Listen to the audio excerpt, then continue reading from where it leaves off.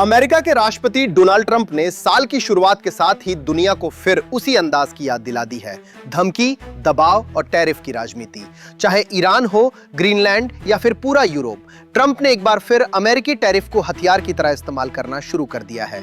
Greenland को खरीदने की ट्रंप की योजना का विरोध क्या हुआ? उन्होंने बिना किसी हिचकिचाहट के 8 देशों पर सीधी धमकी दे दी। पहले 10% टैरिफ और अगर बात नहीं मानी गई तो 1 जून से वही टैरिफ बढ़कर 25%, यानी पूरी दुनिया को आर्थिक झटके की खुली चेतावनी। इस एक धमकी ने वैश्विक तनाव को एक बार फिर चरम पर ला दिया है। ट्रंप की राजनीति का तरीका पहले से ही साफ रहा है, मेरी बात मानो नहीं तो आर्थिक चोट झेलो। ग्रीनलैंड पर अमेरिका की नजर नई नहीं है, लेकिन इस बार ट्रंप दबाव की राजनीति खुलेआम खेलते दिख रहे हैं। जो भी देश विरोध में आया, ट्रंप ने सीधे टैरिफ का डंडा उठा लिया और अब हालात यहां तक पहुंच गए हैं कि 1 फरवरी से 8 देशों पर 10% अमेरिकी टैरिफ लागू होगा और 1 जून से 25% का भारी वार दुनिया की अर्थव्यवस्थाओं को हिला सकता है। इसी बीच वर्ल्ड इकोनॉमिक फोरम के अध्यक्ष बोर्गे ब्रेंडे ने इस टैरिफ टेंशन पर गंभीर चेतावनी जारी की है। उनका कहना है कि अगर अमेरिका और यूरोप के बीच तनाव नहीं रुका तो हालात हाथ से निकल सकते हैं। हालांकि उन्होंने उम्मीद जताई कि बड़े टकराव की संभावना कम है, लेकिन खतरा पूरी तरह खत्म नहीं हुआ है।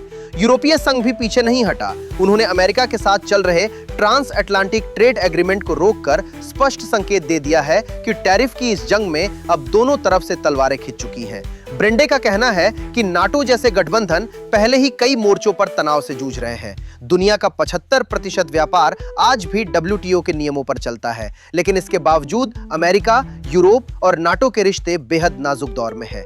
इसी तनावपूर्ण माहौल में डोनाल्ड ट्रंप दावोस में भाषण देने वाले हैं, जहां उनके साथ वित्त मंत्री स्कॉट बेसेंट, विदेश मंत्री मार्को रूबियो और कॉमर्स सेक्रेटरी हार्वर्ड लेटनिक भी मौजूद रहेंगे।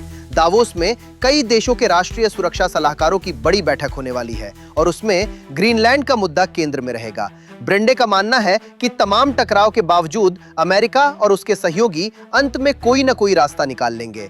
कई बार धमकी भी बातचीत की रणनीति का हिस्सा होती है और आखिर में समझौता निकल ही आता है। लेकिन बड़ा सवाल अभी भी वही है, क्या ट्रंप का ये टैरिफ अटैक दुनिया को एक नई ट्रेड वॉर में धकेल देगा या फिर दावोस से कोई बीच का रास्ता निकल आएगा? फिलहाल पूरी दुनिया की निगाहें ट्रंप पर टिकी हुई हैं, क्योंकि जब ट्रंप बोलते हैं, दुनिया इसलिए नहीं सुनती कि वो कितना अच्छा बोलते हैं, बल्कि इसलिए कि अगला बम कब और किस पर गिराने वाले हैं, इसका किसी को अंदाजा नहीं होता।